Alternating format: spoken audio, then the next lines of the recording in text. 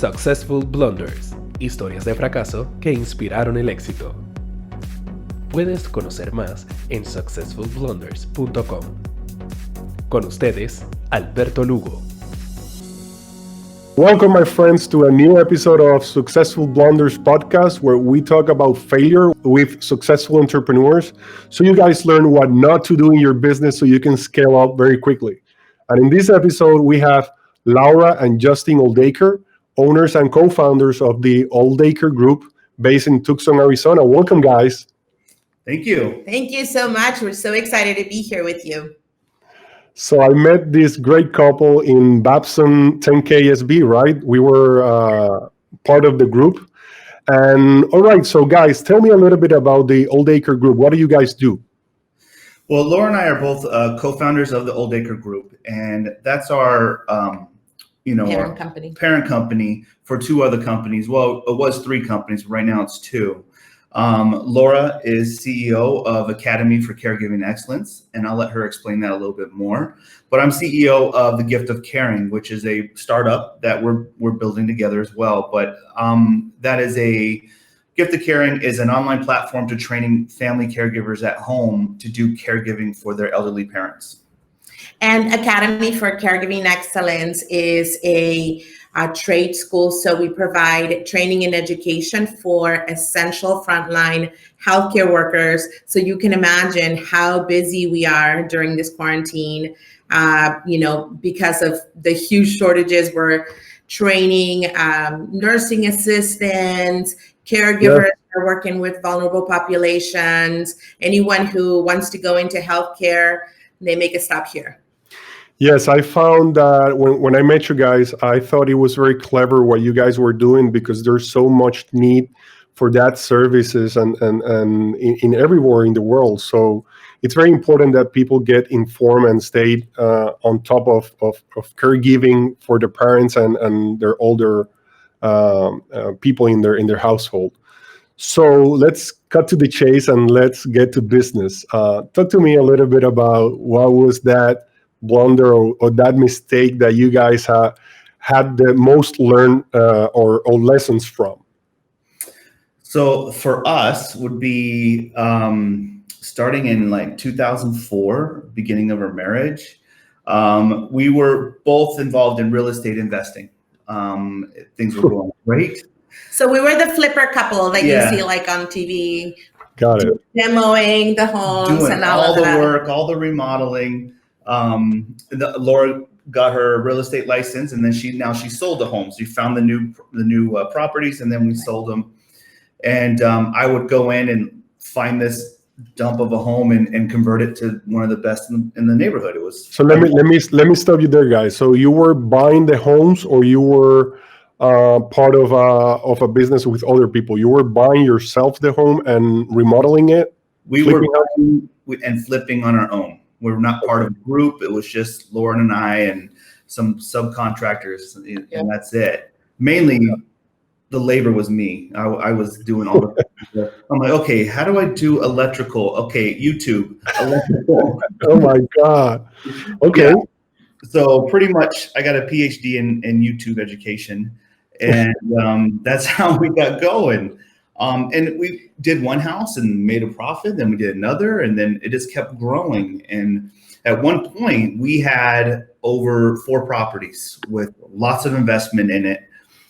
But 4 properties. Wait. 4 properties at the same time in the portfolio. Yep. Okay, got it. I see where this is going. Oh, yeah, for sure. So that's when 2008 hit. And complete bubble crash. Yeah. Yes. All investment gone. Properties gone. We lost everything.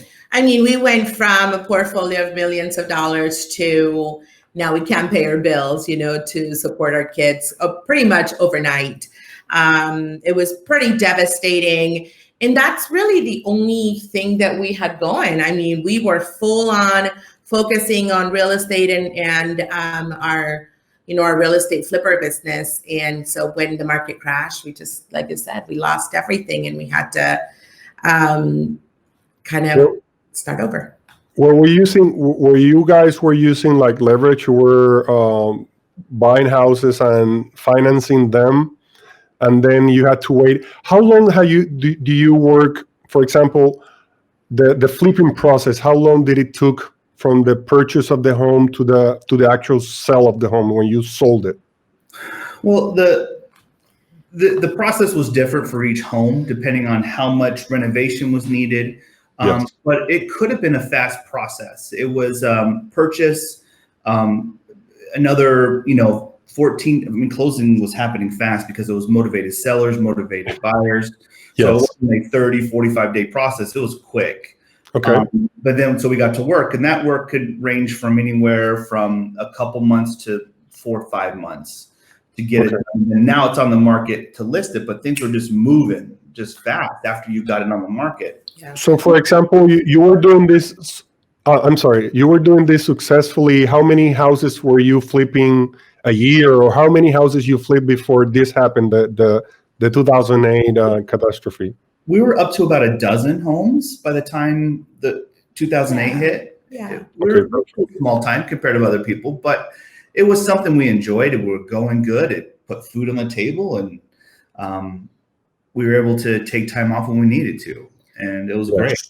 Right. So we were leading a pretty comfortable life, but that was what we had put. All of the eggs we had put in that one basket, you know what I mean? So Yes.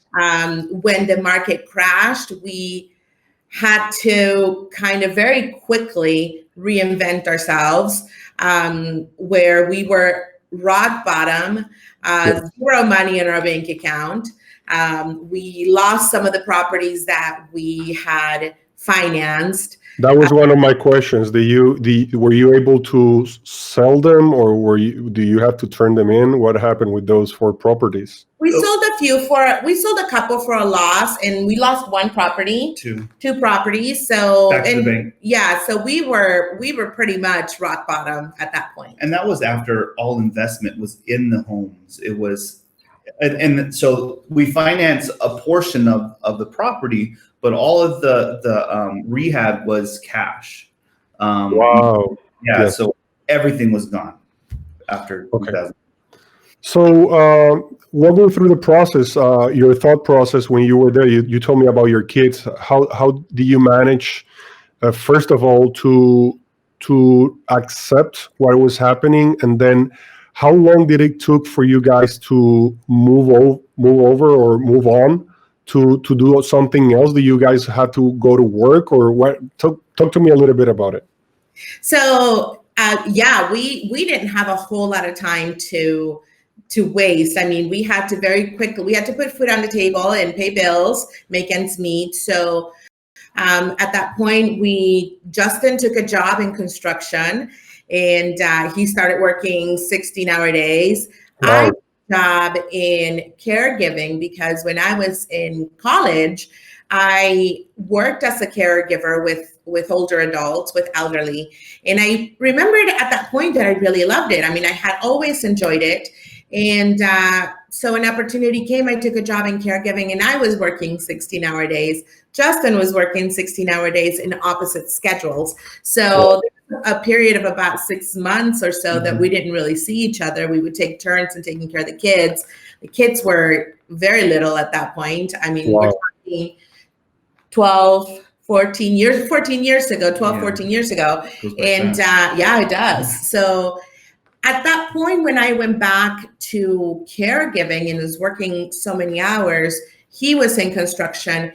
I had come back to the industry of healthcare, and I started to see it with different eyes. It was at that time that the news reports were coming out saying in the next year, the baby boomers are gonna reach the retirement age, and they're gonna start to retire 10,000 every day. And so it was at that moment that Justin and I, with entrepreneurial eyes, thought, well, this might be an opportunity for us.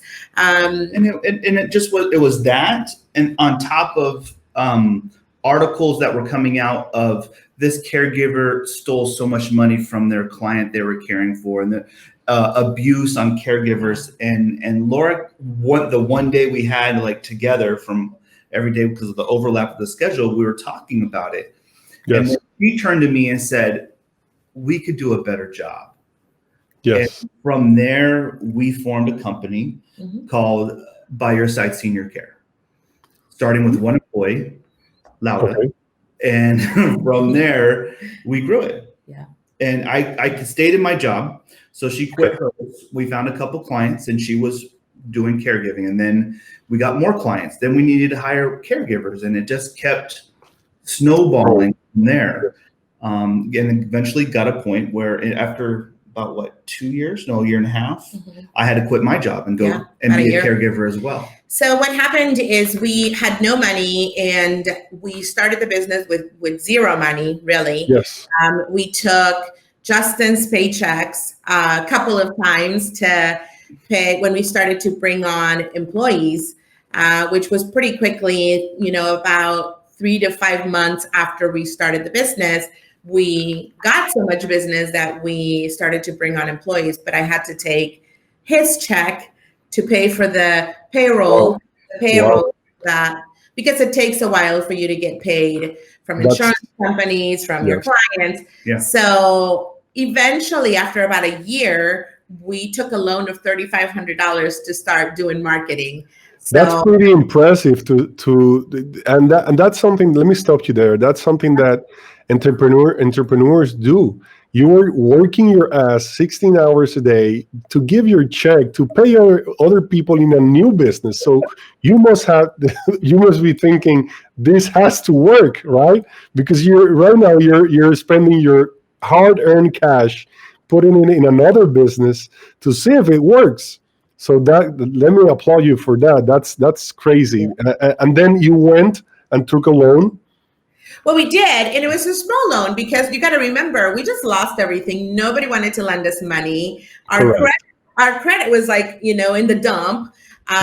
We didn't have much collateral because we had lost it to the banks. So, we knew that we had to make it work with whatever we could at the time. Eventually, a local CDFI lent us $3,500 to start with our marketing. And that's when we officially registered the business, because everything else was kind of like, trying to pay the employees, but not really. I hope that I always can hear this, but not really paying taxes on it. It's pretty common. Limited amount of time, but it's what gave us the opportunity to, at that point when we got that small loan, to get going and grow. And then that's where the business really took off. And like you said, you've got to be able to invest your time, effort in whatever resource you have. At that moment, all we had is time and effort, right? We didn't have money. And enough. And let me ask you something. So we're maybe at half of the podcast, but lessons learned. What do you guys learn from this first entrepreneurship experience? You were doing great. You were having a great lifestyle business. You mentioned that you were taking vacations when you wanted it to, or you didn't have to work like 12 hours a day. So you were a successful entrepreneurs when you first started. What are the 3 key lessons that you guys learned from that experience? So from that experience, I guess the first one, we never saw the bubble coming. We never saw the collapse. And if we did, and we were very new entrepreneurs, so we were very, very green, and not knowing how to do market research, how to analyze past history to predict the future coming up. So, and there was a lot of mistakes. That would be our first one, of not paying attention to historical data and looking to what's coming down the pipeline. So that let me summarize that. It's pay attention to the marketplace, right? To your environment and what's happening around your company. Okay, perfect. The second one I want to mention is be strong in your financial knowledge. So we were not strong in financials. I mean, we did not know. We didn't have any knowledge. We just kind of jumped on in, and we didn't really have, kind of piggybacking off of what you were saying, we didn't really have a way to forecast, and kind of like what we learned in the 10KSB program, right? It's like forecast how much money you have to have in the bank and how long will your business stay open if you don't have any income, right? So we didn't have that knowledge. We learned it in 10KSB, but that was the second lesson learned. Know your numbers. Strong, and you're like, if you're going to go into business, you got to know your finances. Know your numbers for sure. Know your numbers. I would say the third for us, and it was the beginning third idea, and it really took hold in the second business, is not having all your eggs in the same basket. Diversify your income levels, your income streams, because if you have only one stream coming in or one big client, when that changes, your whole business crashes. And I think that's something that every entrepreneur should listen to and everybody can relate to, because much of the time businesses that are services based, they start with one client or 2 or 3 clients, but there's always, like I say, concentration. Like you have like 80% of your revenues coming from this one client. And if they close or they kick you out, you're basically out of business. So not putting the eggs in the same basket, I think it's one of the most important lessons entrepreneurs should learn really quickly. I mean, when I met you, I was amazed with the second business, right? Which is the giving seminars or giving information to people that are looking to care for their parents. And I think that's something that it's related, but it's not the same, and that everybody can benefit from. So I think that's impressive. Thank you. Yeah. And okay, let's before wrapping up, since I have both of you here, I just want to make one last question. How do you guys deal being a couple and working together? I heard people that are cool with it, and I heard about I have seen stories of people that divorce or they can't deal with each other after they come home. So how do you guys deal with it, and how has that experience help you or benefit you or giving you a hard time in your businesses? So how long is this podcast? It's really over right now. It's been difficult. It's not, actually, let me start by saying that we seem to have found the secret sauce after working together for 15 years. But it hasn't been, a smooth ride. No, it has not. It's been difficult. And where we find the difficulty is that we're both leaders, and we want to both be the final voice, right? Type A. Yeah. So in the beginning of our companies, we were kind of having a big power struggle. So eventually we had to decide who has the final say. That was the very first step, is who is going to have the final say in the decision that's being made for the business. And everybody has to have very defined roles. Mm-hmm. However, when one of you has the final say, you will definitely bring that home. So you start to build a kind of an unsaid tension at work, and then you bring that home. It took us a little while. It took us years to actually get past that. We eventually we split up into. We sold our original business, By Your Side Senior Care, in 2018, because in 2015, we launched Academy for Caregiving Excellence, because, again, we saw a need, we saw a pain in the nation and in our community for education. And we decided, okay, we don't want to run a 24/7 business anymore. Let's just focus on the Academy and focus on training family caregivers. So we sold By Your Side, split up the businesses. Academy is for professional training of professional healthcare workers. The Gift of Caring is for training of family caregivers. Justin took over one project, I took over the other project, and then we're both kind of bosses of our own businesses, right? But it's all at the same. So it really has become a trial and error. We try not to, and this is really difficult, but we try not to talk too much business at home. Yes. It's difficult Much to easier remember for her to Yeah. do that. Me, I can't turn it off, and it's very difficult. That's clever, but that's very difficult. I think 80% of the talk at home, it's business related just because I take it home.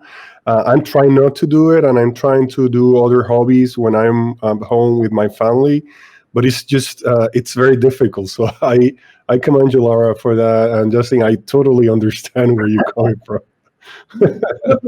Our biggest successes in our relationship was having an understanding that we have bad days. We both have bad days, and even in the same business, my bad day wasn't as bad as yours, Yes. And so we had at first an unspoken rule with, like, you come home and you're just spent, and you just raise your hand up, like, I call funk button, and they like pretend to hit a button, and the other person would say, okay, you called it first. So that person's going to step up, help with making dinner, letting that person just decompress.